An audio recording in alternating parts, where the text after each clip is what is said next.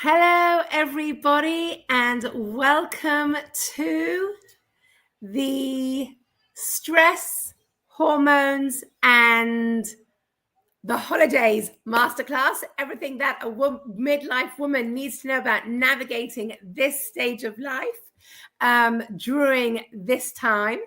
So I'm just getting some technical things done at the moment while everyone is coming in and joining me. I have some people joining me live in the studio. The people who are participating live, put your thumbs up so that I know that you can hear me. I can see I have a couple of people here. Let me know that you can hear me. Put your thumbs up so that I can see that you can hear me. If you are joining me if you're joining me in LinkedIn, hello, welcome. I'm so happy to have you here. And I think we're also going live on some other platforms, but we are live now.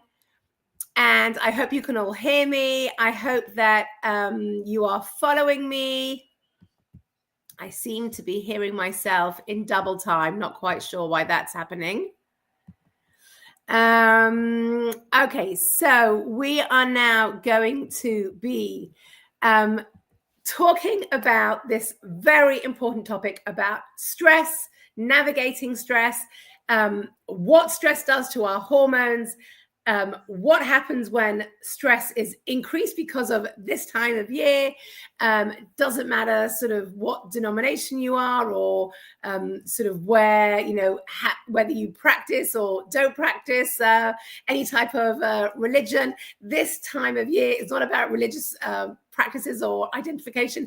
It is just about the fact that there are holidays, lots of things going on, family, activities, vacation, a lot of pressure, a lot of expectations, adding to our stress. So we are going to be starting now. I just want to make sure that technically everything is okay and people are watching me and hearing me. So I'm just going to check in with my tech team to make sure. So just bear with me. Let's just make sure while I go in and check and make sure that everything is happening the way that I want it to be. So if you are watching me on any of the media channels, social media channels, you can hear me and see me. And if you are joining me live, welcome. The advantage of joining me live is you can ask questions as I go along. So anyone who is watching me and participating live, if you want to ask questions as I go along, you are absolutely more than welcome. I will see them and I will respond as we go. If you're watching me on one of the channels that I'm streaming this, then please ask questions in the chat and I will answer those questions after this masterclass is done, because I can't be looking at two screens at the same time.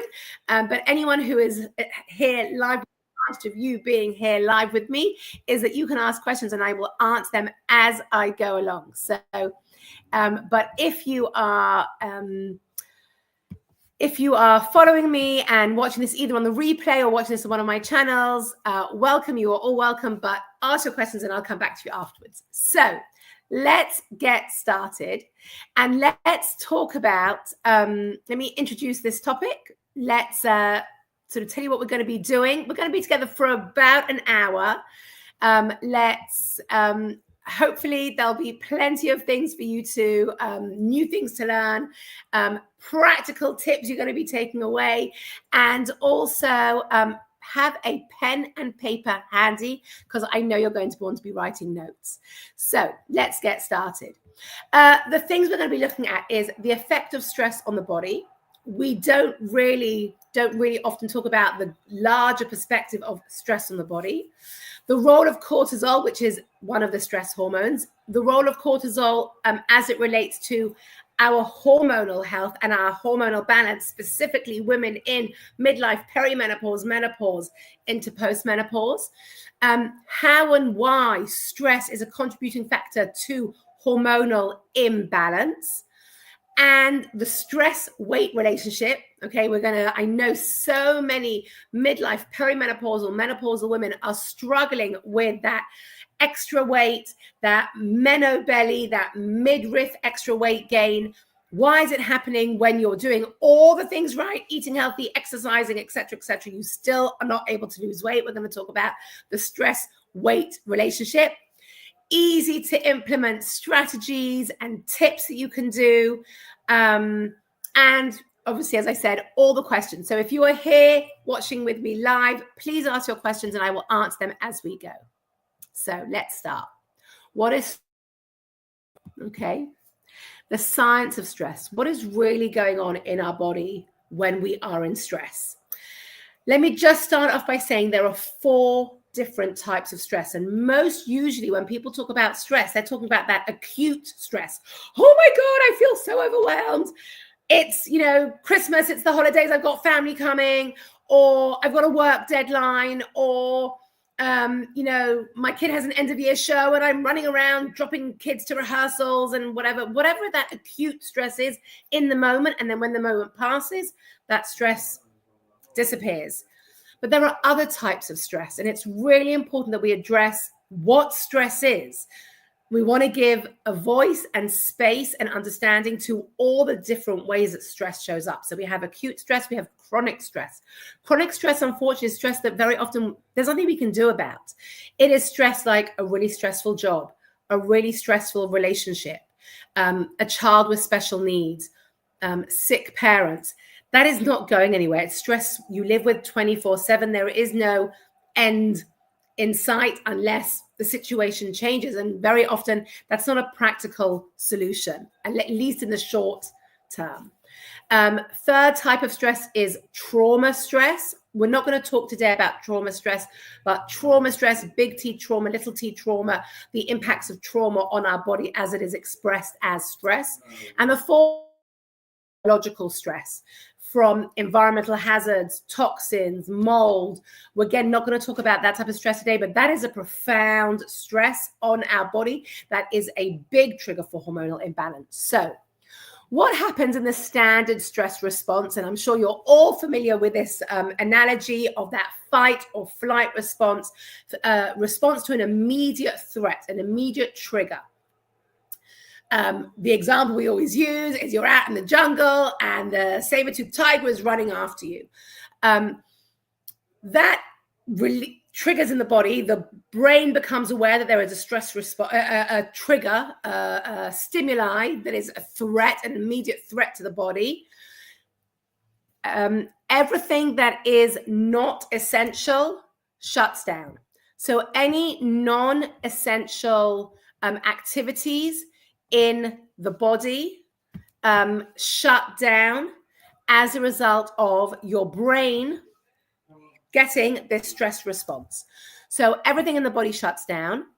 Only essential things that are necessary to save yourself from this stress trigger, from which we call the fight or flight response. So glucose is pumped into the body so you have enough energy to run away. The brain goes into high functioning mode. The heart pumps faster. So you've got more energy and more oxygen in your body to oxygenate your muscles so you can respond, usually by running away. So there is a whole response that happens in this trigger. However, what is meant to happen is the trigger disappears. You reach a cave, you reach the tribe, you reach a safe area. Your body calms down. There is a calm down period. Cortisol levels reduce. The stress response is over and you go back to that rest and digest. Your body returns to normal functioning. All those non-essential things start to come back. Non-essential things like reproduction, digestion, immune response, all of those things come back and then the body starts to calm down. That is what is meant to happen. In that fight or flight stress response, the aim of the body is to conserve energy or divert energy to the most essential functions for survival. Anything that is not critical for survival either gets shut down or goes in slow-mo. It is your adrenal glands that pump out this cortisol. They also pump out some other stress hormones, adrenaline, which I'm sure you've all heard of. But cortisol is the one we're going to really be focusing on. And the adrenal glands, just the biology of it, are these small little triangular glands that sit above the kidney. We're going to get back to the adrenal glands because they play a super important role, especially for women in perimenopause and menopause. So cortisol, as we now hear, has a very significant impact in our stress response. However, there are plenty of other things that cortisol does in our body, and this is something that is not talked about. This is the first myth of stress and cortisol that we are going to bust today, and that is that as stress, when cortisol is released in our body, it is essential for maintaining constant blood pressure, blood glucose levels, regulating the immune function, regulating anti-inflammatory response and anti-inflammatory regulation mechanisms, controlling the wake-sleep cycle. It is also essential for that stress response, but it does more than just allow you to become aware and alert and run away. There are other things that this hormone cortisol manages and regulates in the body. And so when we are talking about high cortisol, low cortisol, it's not just referring to what happens in stress. It is also referring to other essential bodily functions that we just said, that blood pressure, glucose maintenance, immune system, anti-inflammatory, wake-sleep cycles. What is essential, that one of the other myths that we talk, that is not known when we talk about stress, is not only is cortisol the stress hormone that is released during that stress trigger, cortisol is a natural functioning essential hormone in our body. Stress does not only happen as a form of that threat trigger, right now we've got acute stress, let's run away. Cortisol is essential for waking us up in the morning. Cortisol spikes and troughs are normal. There is a normal, natural, biological circadian rhythm to cortisol. Cortisol is not only about a stress response. It helps us to function. We know that without cortisol, we would not function. We would not be able to survive. We need cortisol. Within 48 hours, without cortisol in our body, we would die. We need cortisol. It's not just a hormone that is triggered by the stress response. It is an essential hormone in our body, which means that high cortisol and low cortisol and lowering cortisol is a much more complicated conversation than just let's reduce our stress. Reducing our stress is not enough just to be aware of lowering our cortisol, because cortisol is an essential hormone. It has a circadian rhythm of its own. It spikes up in the morning and has a natural decline in the evening. We want also some peaks and troughs of cortisol. We want cortisol to be high and then to come down. Cortisol has its own natural rhythm. The problem arises when stress is chronic, when cortisol is pumped out of our adrenal glands in response to perceived stress 24/7. And that is what we are going to be talking about today, because it's not that stress and cortisol are the problem. It is that 24/7 chronic stress and chronic cortisol production, that is the problem. And for that, we have to understand, why is our body in constant stress? What is going on here? And how do we navigate it? So let's talk about what actually happens when our body is pumping out this stress in terms of the impact on our larger hormonal system, specifically for midlife women. So, as we said, cortisol is an essential hormone, essential for survival, regulates energy regulation, regulates lots of things. And cortisol's job is to ensure you have enough energy to get through that emergency in that particular instant, But the problem arises because cortisol has impacts on our larger reproductive hormones. So when I talk about reproductive hormones, we're all familiar with that. If you're in perimenopause or menopause, those reproductive hormones are going to be estrogen, progesterone, testosterone, FSH, LH. We're going to focus on those three first ones: estrogen, progesterone, and testosterone. Okay. So how does high consistent cortisol, high consistent stress impact our overall hormonal health and hormonal balance? So for this, we need to understand something called the hormone cascade. And this is basically how our body produces these hormones.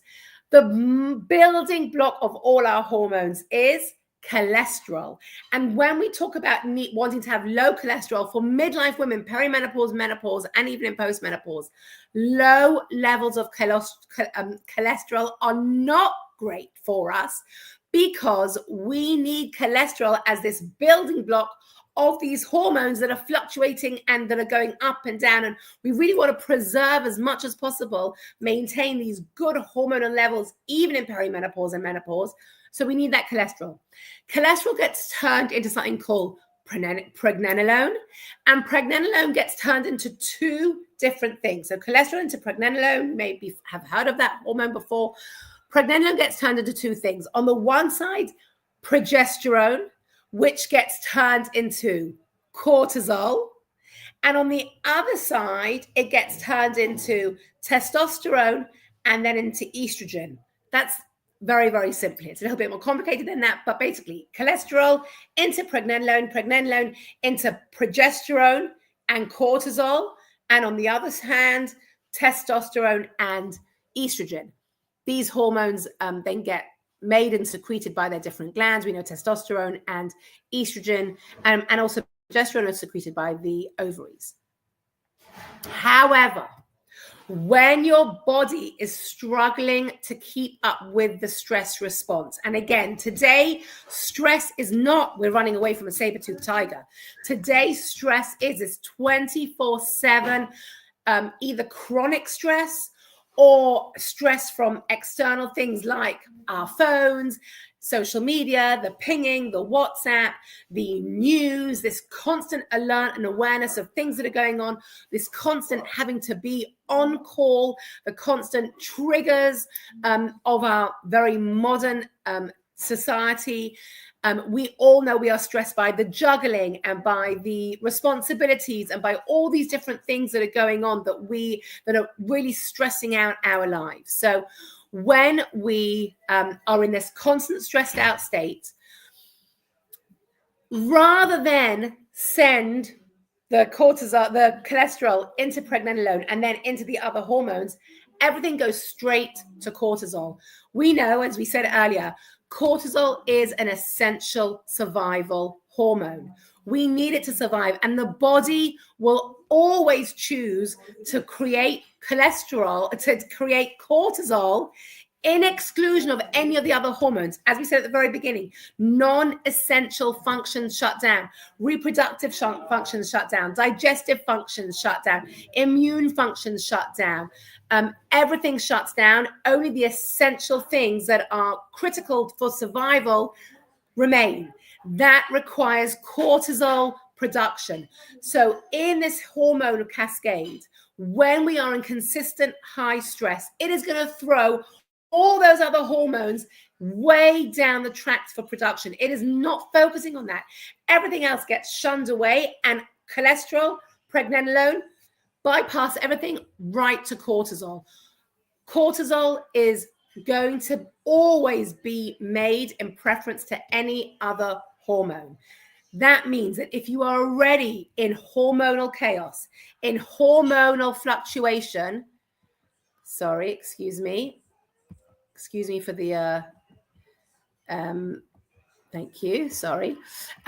If we are in any way, shape or form in hormonal imbalance, if we are in any way, shape or form in some type of hormonal fluctuation, hormonal chaos because of our perimenopause, menopause, this consistent stressed out state, the consistent need for our body to divert resources to cortisol production is going to exacerbate the hormonal imbalance. So I hope you're now beginning to hear and understand that how stress and cortisol production is really impacting our body in more ways than just that very simple running away from a saber-toothed tiger. Stress goes up, cortisol increases, and then it comes down. Like, it's way more complicated, as you're beginning to hear.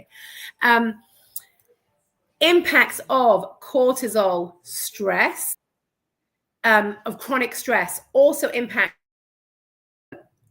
Thyroid is impacted by chronic stress, by this chronic inability for our body to optimize and balance itself, and has consistent cortisol being pumped out. So that's why very often women in perimenopause and menopause will find their thyroid become out of whack, and thyroid function starts to become a little bit out of balance because the chronic stress keeps pulling this thyroid function out of whack. It also is going to impact other hormones like that ghrelin and leptin, those hunger hormones, the hunger and satiated hormones, melatonin. And this is critical to know. There is a deep relationship between cortisol and melatonin. Cortisol, the stress hormone, has this circadian rhythm, as does melatonin, the sleep hormone, also has this circadian rhythm. And they are inversely related. So high cortisol, low melatonin, and throughout the day they shift, and towards the evening you get high melatonin, helps you to fall asleep, to feel sleepy, drowsy, ready for bedtime, and the cortisol reduces and goes down to unwind and help us feel more relaxed. If cortisol is out of balance and is constantly being pumped out of the body, and cortisol is that dominant hormone, melatonin never has a chance to catch up. Melatonin never has a chance to kick in, which means you're going to have totally disturbed and disrupted wake-sleep cycles. Any woman struggling with sleep issues in midlife, part of it is related to your estrogen and progesterone, but part of it absolutely could be related to your cortisol. Okay.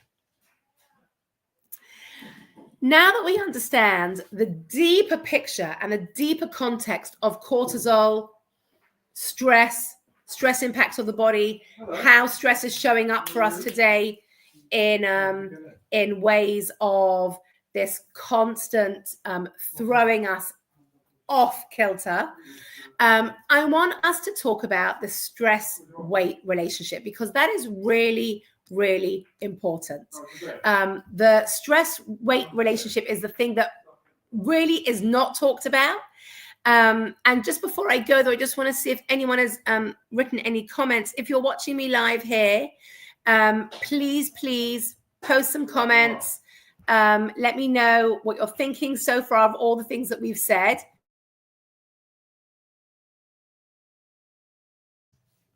So if you are here with me, feel free to write your thoughts, ask questions.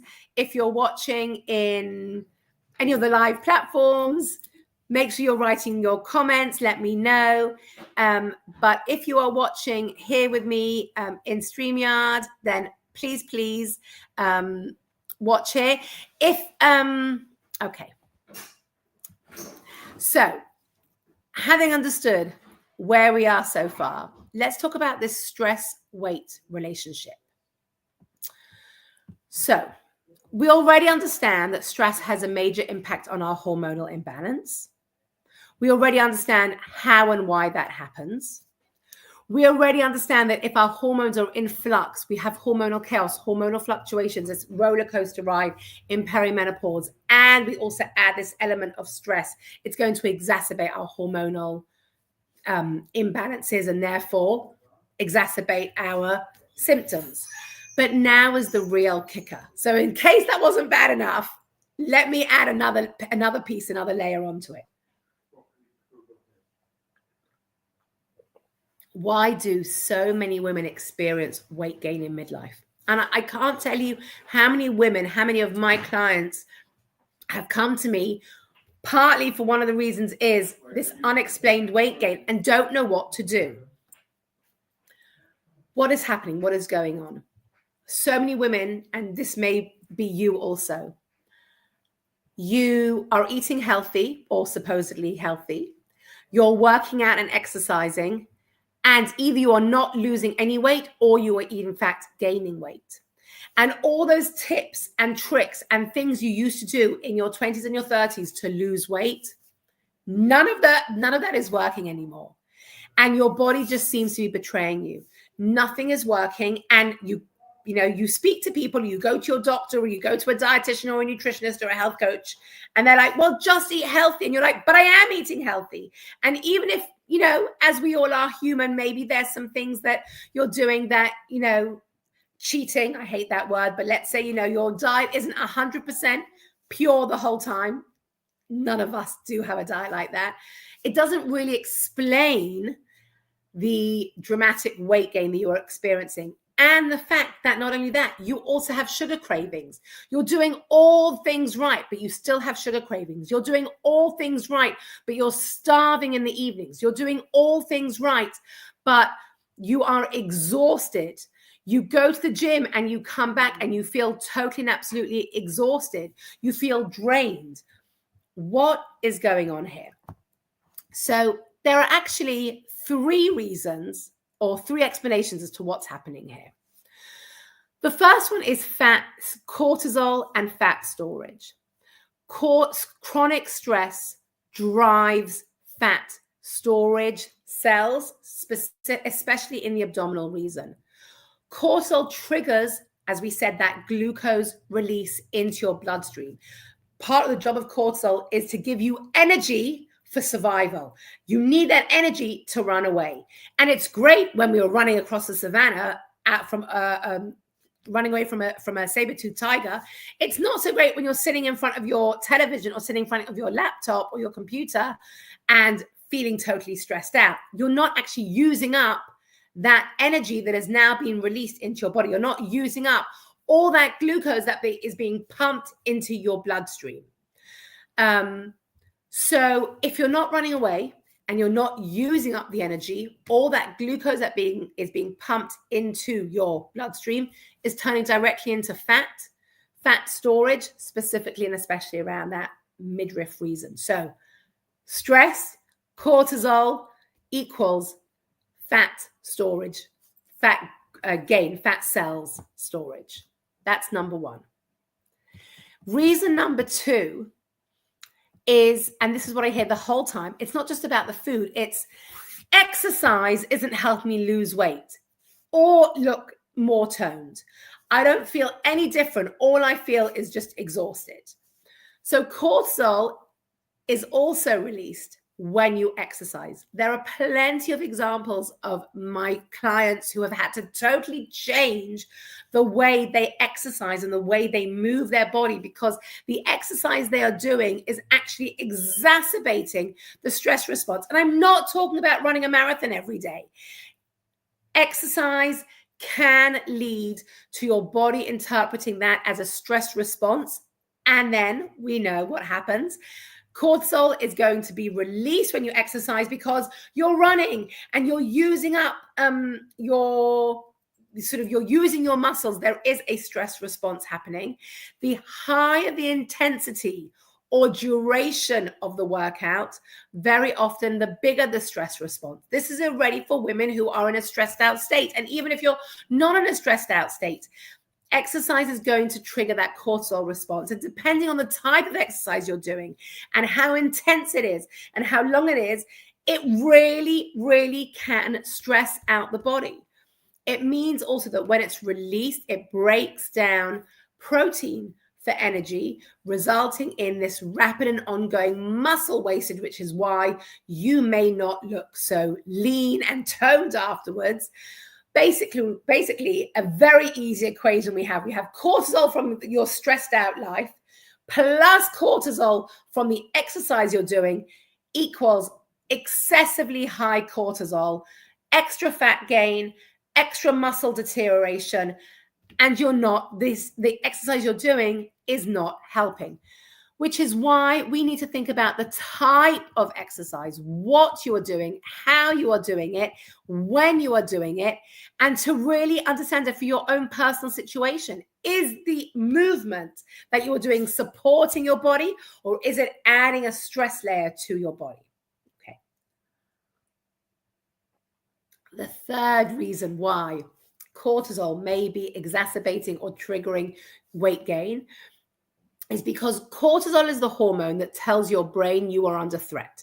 Cortisol and the stress response acts under this HPA, hypothalamus pituitary adrenal axis, very biological about what is doing what when the brain signals there is a threat, a trigger, sort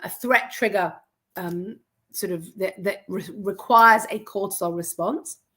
If the threat appears day after day, as we know, a very stressful job situation with a boss that is very, very demanding, a work deadline, the news, our general lifestyle, things that are happening that are really creating a lifestyle that is really not helpful and conducive to calm and reducing that, sort of lowering our cortisol levels. 1 second. Sorry, 1 moment. Okay, so the cortisol tells your brain you're under threat. If that threat appears day after day, your body is going to constantly, every single day, lay down those fat cells, because fat cells store that energy for scarce situations, scarcity. Part of the threat is a scarcity threat.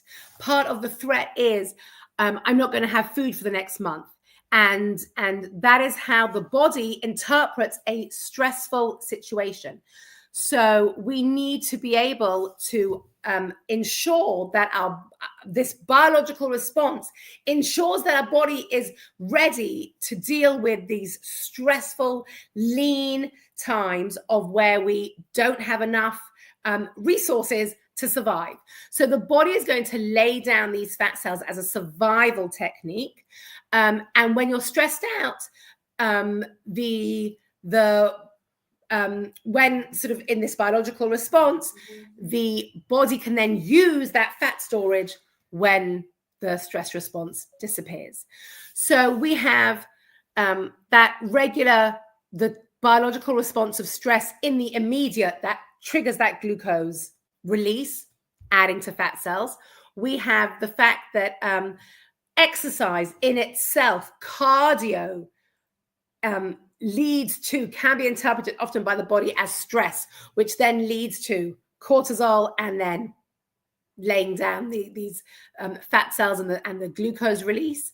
And we have the fact that biologically, our body wants to store these fat cells for later time when we are calm, when the stress has decreased. The problem is in our 24/7, 21st century living, the stress never goes away. So the body keeps continuing to lay down these fat cells for a calm time that never comes.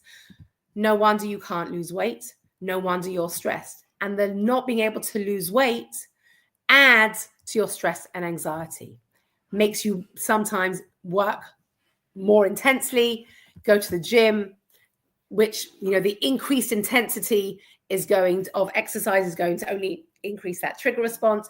You're going to drop those calories, which the body is going to interpret as more stress, very lean times. It's got to lay down these fat cells to support you, to give you energy during these lean times, waiting for the stress to disappear, where these fat cells will then be able to go. There is another double whammy, which is specifically for our perimenopause, menopausal women. Fat cells are a source of estrogen in our bodies. As the ovaries stop producing estrogen, into menopause, as our adrenal glands are meant to take up the production of estrogen in menopause and postmenopause. Those adrenal glands that have been pumping out cortisol day after day, month after month, year after year, they are exhausted. They don't have the resources anymore to pump out more estrogen, more to help with estrogen. They're just focused on this cortisol piece. Fat cells are the organ that takes up estrogen production. It stores the estrogen so your body can access it as your estrogen levels fall, as your ovaries begin to shut down their estrogen production, which means that your body is going to want to hold on to all those fat cells. Your body is not letting go of those fat cells because it is a stress response, and it is a biological response to keep hold of that estrogen that your body so desperately needs. So we have a perimenopausal, menopausal piece of this puzzle also as to why you can't lose weight. You end up feeling exhausted, drained, can't sleep. Your cortisol levels are rising and through the roof. Your estrogen levels are in the toilet. You have symptoms.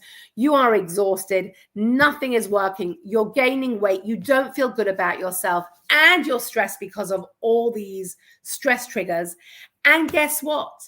In case that wasn't enough, we've got the holidays, yay! And we've got people coming over, and we've got more food to make, and we've got kids on vacation, and we've got day trips to organize, and we've got family visiting, which is stressful at the best of times.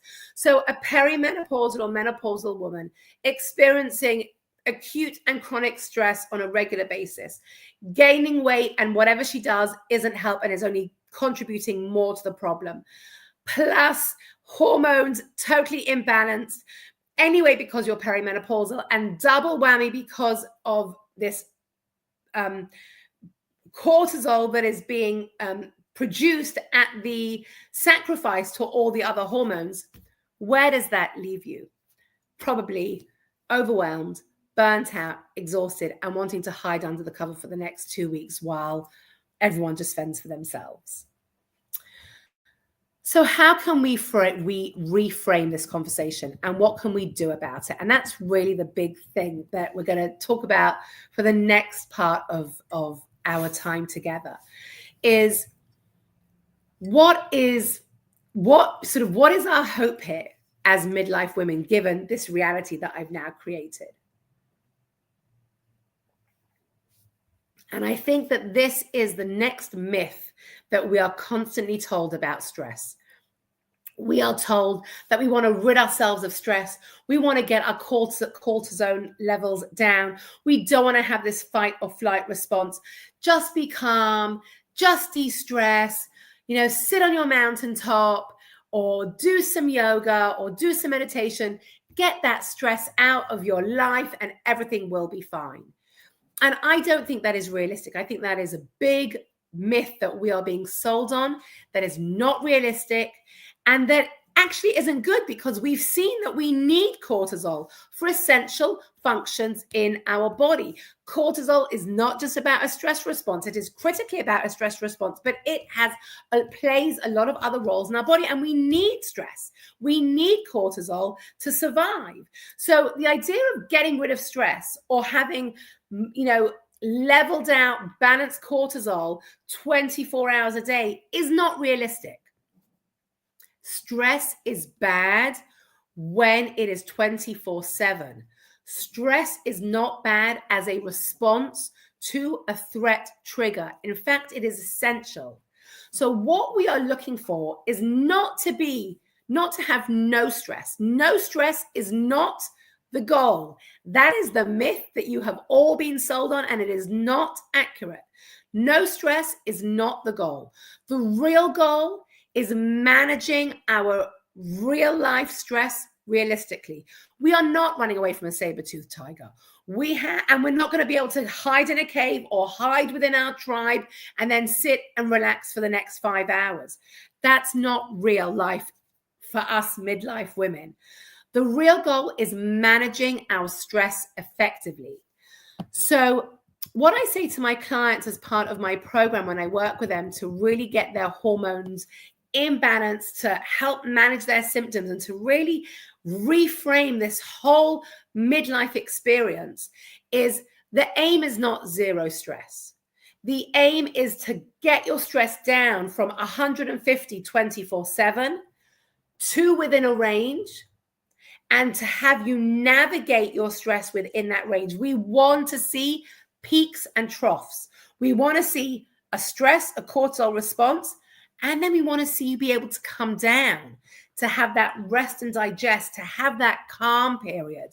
We don't want 24/7 functioning at 150 the whole time.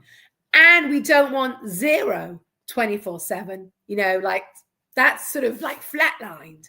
We want to see this regulated response and down, response and down. We want to see, if you're familiar with polyvagal theory, we want to see a regulated nervous system that moves, that is fluid, that can respond and relax.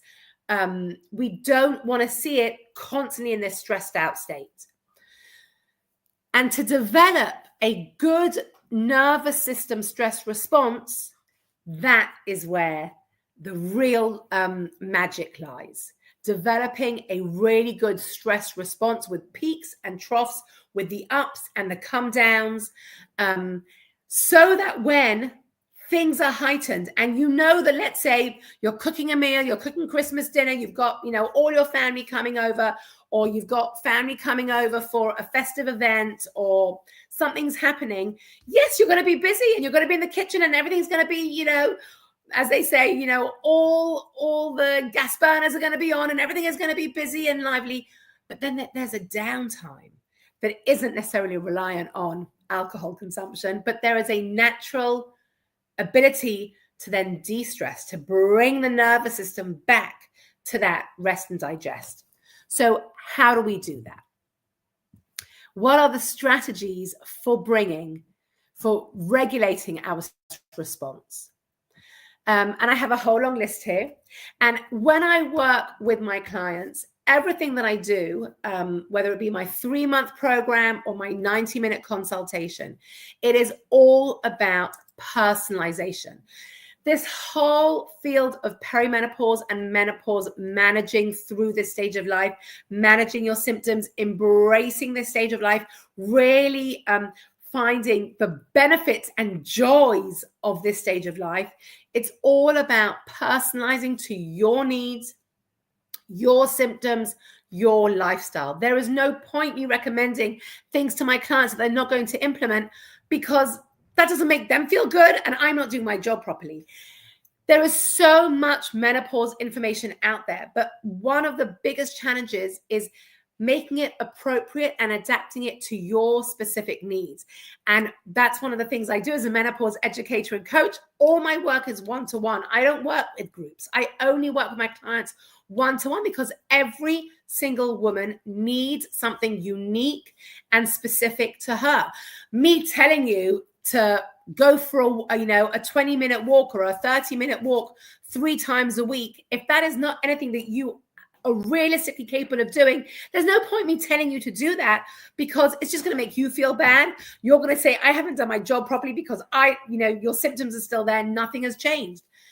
Everything I do is adapted to your situation, your lifestyle, your personalization, meeting you where you are on your life and menopause journey. So I'm going to give you a list of things, my recommendations for really helping to regulate and manage stress, but you've got to pick the thing that's right for you. This long list of 10 things, I don't expect anyone to do all 10 of them. And I don't, pick one thing from this list that you think you could do. And then if it's, challenging, let's set up a session and I'll help you to figure out what is the most appropriate thing for you. So these are guidelines. This is the framework of what we're looking for, but the personalization has to happen. Without the personalization, it's really not going to be as beneficial as we hope I want it to be for you. So the first thing, and really the easiest thing to do, is some breath work. Breath work is the main way that we navigate or regulate. That's the word. We re-regulate our menopause, our nervous system. Breath work is free, easy to do. You don't need a whole guided meditation. You don't need an hour. You don't need, to really work with anyone. 5 minutes of deep, proper breath work. We're not talking about using our shoulders for breathing. We're talking about using our chest. That nice, deep breath work is what we want. And really what we are looking for is to have just a few minutes. And this can happen in the car, collecting kids, taking kids. When you come in from the supermarket, you stay in the car for another few minutes. Whatever it is, just a few minutes of breath work. Quick, accessible, and it is the easiest and simplest and free way of re-regulating your nervous system, of just bringing the energy down, of just bringing that nervous system down. And if you do it every day for a couple of minutes, again, we're not looking at a 15-minute or 30-minute deep meditation. We're just looking at a few slow, deep breaths. It is profound how much it changes. Totally re-regulates, and you feel intrinsically totally different.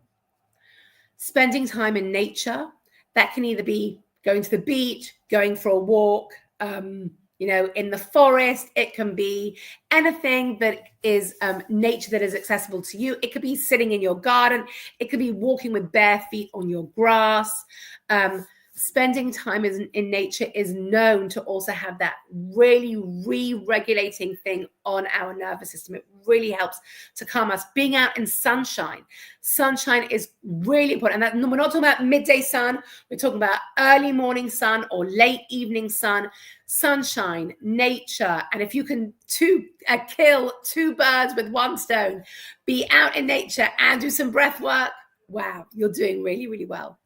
Journaling, if journaling is your thing, journaling is a great way, again, just to focus, to get it all out, to have your own space, to be in your own head just for a little bit, to release all those emotions, help to process emotions, declutter that mental sort of exhaustion.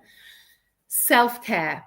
All of these are self-care, but prioritizing self-care. And when I say self-care, I don't necessarily mean going for a mani or a pedi. That's not necessarily self-care. Self-care is whatever makes you feel good and fills you up. For some women, it may be, having an early morning tea, still quiet. For some women, self-care may be going out for coffee with a trusted friend for an hour and just releasing and laughing and chatting. Self-care could really be a lot of different things that nourish you, whatever nourishes you. Again, all of these things are included in self-care, but what nourishes you? Setting boundaries. Setting boundaries is critical to managing our stress. The mantra I use is saying a full-hearted yes and a guilt-free no. And I talk about this a lot with my clients. As women, we are so used to just saying yes to everything, being there for everyone else, being there for all the people that need us, saying yes whether we want to or not, and then always feeling bad whenever we say no to anyone. So setting boundaries, protecting your time, your energy, your own space, full-hearted yes. So when you're going to say yes, you're going to say it with a full heart. When you're going to say no, you're going to say it with a guilt-free, no shame, no guilt, no judgment. Another thing which is great is 10 to 15 minutes of walking, light to moderate walking. Doesn't need to be speed walking or running. Just 10 to 15 minutes of walking will help to eat up that cortisol. As we said, that biological response is cortisol is pumped out when we are in that triggered state, when the glucose is being pumped into our blood, being released by the cells and pumped into our bloodstream. And so we want to have some exercise, some moderate exercise to help use up that cortisol, bring that cortisol level down. So we're not talking about intense gym work. We're talking about 10 to 15 minutes of walking. boosting your feel-good hormones. Now, we don't talk about feel-good hormones enough. I talk about feel-good hormones a lot in my 3-month program because we're always so focused on those reproductive hormones, estrogen, progesterone, testosterone, FSH, LH, feel-good hormones, oxytocin, dopamine, endorphins, and serotonin. We normally talk about those with respect to mental health. In their most balanced, optimum levels, they are essential feel-good hormones that really help our brain navigate all the different things going on. They are essential for navigating perimenopause and menopause, really critical for supporting and managing our symptoms. And they just make us feel good. So boost those feel-good hormones. The easiest way to boost that is with oxytocin, which is the love connection hormone. Socialization with girlfriends, intimacy with your partner. Any of those things are going to boost those feel-good hormones, especially the oxytocin, which is a real, the antithesis of that cortisol. As much as you can boost that oxytocin, you're going to reduce those stress levels. So getting together with friends for a dinner party, if it's not going to be stressful for you, board game night, having just a fun movie night with your kids, whatever it may be, anything that is going to really boost those feel-good hormones. And the last thing is, well, the second to last thing is supporting those adrenal glands. Remember, the adrenal glands are the glands that are pumping out the cortisol. Adrenal glands, we need them to support those estrogen levels into perimenopause and menopause. But our adrenal glands are exhausted from this stress response, from this 24/7 consistent stress response. We need to support those adrenal glands through either supplementation, through food, through any of these de-stressing practices. We really want to boost our adrenal gland function. And the last thing is refraining from anything that is going to make your coping mechanisms harder to implement and that is going to increase your symptoms. So things like high sugar diet, alcohol consumption, poor sleep, all of those things are going to keep your hormones out of balance, keep that brain function not functioning at its optimum level. It's going to exacerbate. We know that alcohol consumption, and we know this is a time of year where alcohol is really available on tap. We're all drinking at our parties and family gatherings and all these different things. We know there is more and more research to show that alcohol consumption really triggers and exacerbates key menopausal symptoms like hot flushes and night sweats. So we know that sugar is inflammatory in our body. It's going to exacerbate those joint pains and all those things going on. So we really want to, as much as possible, refrain from those trigger foods that is so available during this time of year. It's all that good food that we've waited all year to eat. My favorite is those mince pies. But really, we want to be thinking about what are we eating and how is that going to be impacting our health, our digestive system, exacerbating our symptoms, what's really going to be happening. So just a review of some of the stress management strategies that we shared today. The first one is breath work, and breath work can look like lots of different things. 1 second. Okay, so the first one, was that breath work, even 5 minutes in the car, spending time in nature, journaling, self-care, prioritizing your physical, emotional, mental health in whatever way that, setting boundaries, 10 to 15 minutes of walking that will really help to gobble up that cortisol that's running around your body, boost supporting your adrenal glands, and refraining from any of those trigger things that we know are triggering and exacerbating your hormonal imbalance and your symptoms. We need to make it appropriate for your situation. We need to make sure that this adds to calming effects rather than increases your stress. If the thought of going for a 10-15-minute walk is going to exacerbate your stress, don't do that strategy. That's not the strategy for you. We want to be looking at the strategy that is going to be supporting you the best. What is the most appropriate? Ask for help wherever you can. And really, really take time out for yourself in this crazy holiday period. That self-care, that taking time for yourself, that, breath work, that just 5 minutes a day or however long you can take for yourself that is your time, take it. It is not a luxury for you to put yourself first so that you can help yourself to navigate and manage this time. If you are stressed out, overwhelmed, shouting and yelling at everyone, not functioning and not showing up the way that you really know that you want to, you're not going to be serving anyone.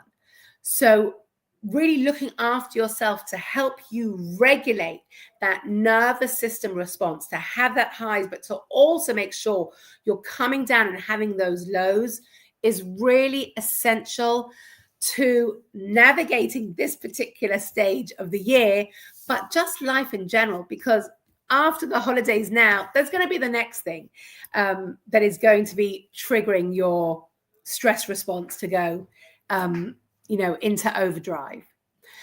So I want to open it up for questions again. If you are still with me live, please ask whatever questions you want to ask. I'm here.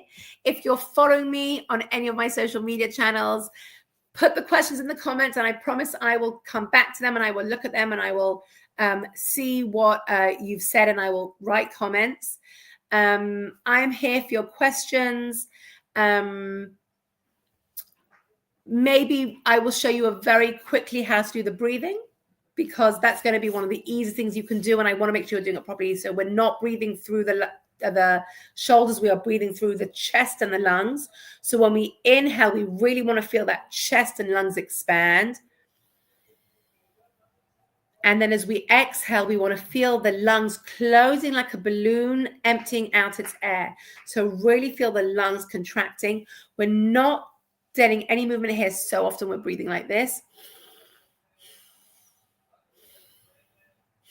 We want to really keep those shoulders nice and soft. We want to see all the movement for the deep breath in the lungs, feeling that in the lungs and the stomach, really imagining the lungs expanding, feel that expansion in that mid part of our chest. And then with the exhale, the contraction, that balloon, those lungs getting smaller and smaller. So do that a couple of times. I guess in summary, I just want to remind you of a couple of important things. The first one is that stress is not the enemy. No stress is not the goal. We want to manage our stress.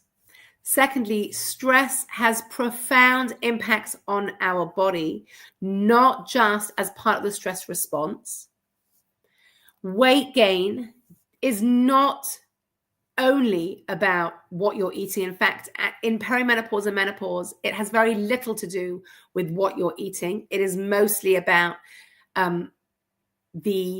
how much stress your body is under and your hormonal imbalance that is triggering that fat cell accumulation, that holding on to those fat cells. And these practical strategies that all you need to do is just choose the one that's most appropriate for you. And if you are struggling with stress, with the mood swings, with the anxiety, with brain fog, with just feeling totally stressed out and overwhelmed, any of these stress-related menopause symptoms, I am here to help support you. There is lots we can do. It's not just a suffer through it situation. For me, perimenopause and menopause is never about suffering through it. Suffering, struggle, confusion, frustration is not a prerequisite for it to be a perimenopausal, menopausal woman. I think that actually at this stage of life, with the right understanding, with the right awareness, with understanding what is really going on in your body and the practical strategies that you can do to implement it, you can totally change your whole menopause experience when we begin to really understand what is going on in our body. Just like here today with stress and cortisol, there are so many myths and so many things that are just sort of thrown out, which is really superficial. As I hope you've understood today, the conversation is much more nuanced, much more detailed, much more complex, but not complicated. And I really am here to make your menopause journey easy, simple, joyful, so that you really show up and embrace it the best way you can. Thank you for joining me for this masterclass. I look forward to hearing from you with your thoughts and your comments. And reach out to me if you have any questions. I look forward to supporting you on your menopause journey and can't wait to see you at my next live event. Have a great evening.